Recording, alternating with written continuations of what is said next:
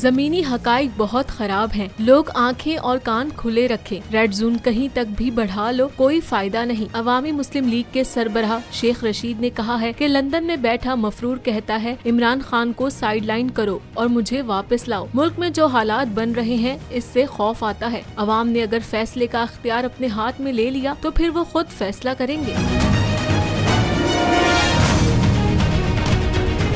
शेख रशीद ने कहा कि इमरान खान ने रेड जोन में आना ही नहीं है तो इन्होंने रेड जोन का दायरा वसी कर दिया। इस्लामाबाद से भी इतने लोग निकलेंगे जो पीडीएम से कंट्रोल नहीं हो सकेंगे। आलमी सहाफी भी हकीकी आज़ादी मार्च को कवर करने इस्लामाबाद आ रहे हैं। शेख रशीद ने सुप्रीम कोर्ट से इमरान खान समेत सबको बिठाने और मसले का हल निकालने की दरख्वास्त भी की है।